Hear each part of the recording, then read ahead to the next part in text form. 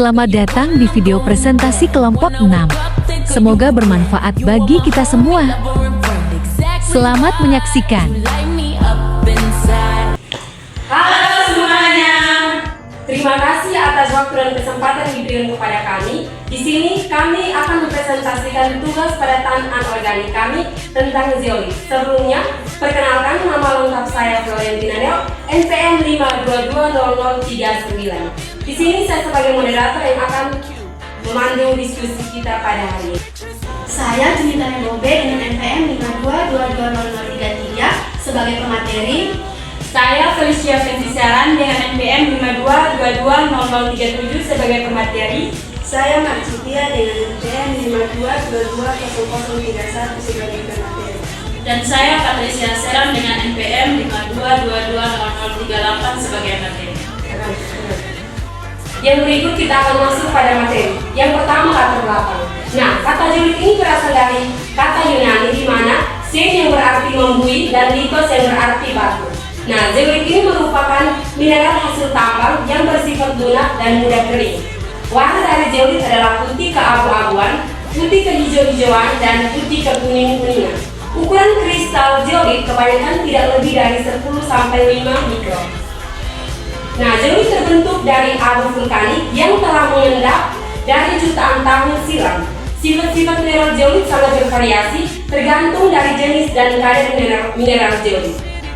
Zeolit mempunyai struktur berongga. Biasanya rongga ini diisi oleh air serta kation yang bisa dipertukarkan dan memiliki ukuran pori tertentu. Oleh karena itu, zeolit dapat dimanfaatkan sebagai penyaring molekuler, senyawa penukar ion, dan sebagai filter dan katalis. Nah, selanjutnya adalah struktur zeolit. Kerangka dasar struktur zeolit terdiri dari unit-unit tetrahedral di mana konsentrasi AlO4 dan SiO4 yang saling berhubungan melalui atom O. Gambar kerangka zeolit dapat dilihat pada slide. Dalam struktur tersebut, Si4+ dapat diganti oleh Al3+, sehingga rumus umum komposisi zeolit dapat dinyatakan sebagai berikut.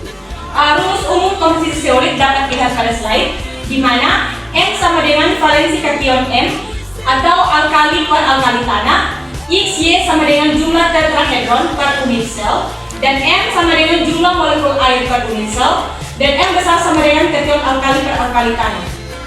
Yang berikut sifat-sifat zeolit.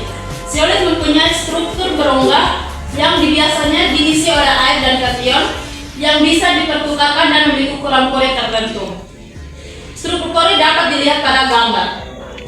Zeolit mempunyai sifat-sifat kimia diantaranya yang pertama dehidrasi. Sifat dehidrasi zeolit berpengaruh terhadap sifat jerapannya. Keunikan zeolit terletak pada struktur porinya yang spesifik. Pada zeolit alam, di dalam pori-porinya terdapat kation atau molekul air. Yang kedua, penyerapan. Dalam keadaan normal, ruang hampa dalam kristal zeolit terisi oleh molekul air yang berbeda di sekitar kation. Bila zeolit dipanaskan, maka air tersebut akan keluar. Zeolit yang telah dipanaskan dapat berfungsi sebagai penyerap gas atau cairan. Yang ketiga adalah bentukan ion. Ion-ion pada rongga berguna untuk menjaga kenetralan zeolit. Ion-ion ini dapat bergerak bebas sehingga pertukaran ion yang terjadi tergantung dari ukuran dan muatan maupun jenis zeolitnya. Sifat sebagai penukar ion dari zeolit antara lain tergantung dari sifat kation, suhu, dan jenis anion. Yang keempat adalah katalis. Zeolit sebagai katalis hanya mempengaruhi laju reaksi tanpa mempengaruhi keseimbangan reaksi karena mampu menaikkan perbedaan lintasan molekular dari reaksi. Katalis berpori dengan pori-pori sangat kecil akan memuat molekul-molekul kecil tetapi mencegah molekul besar masuk.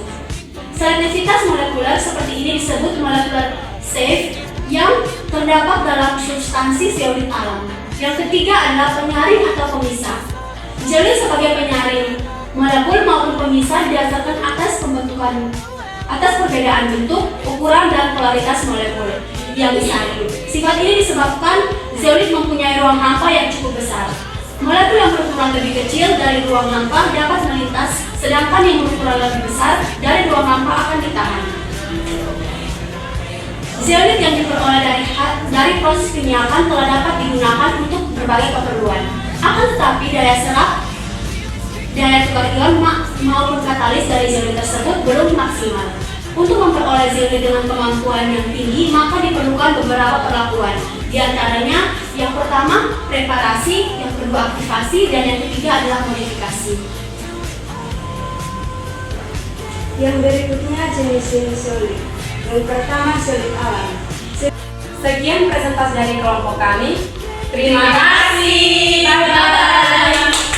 Terima kasih atas perhatiannya. Semoga materi ini dapat menambah wawasan penonton sekalian.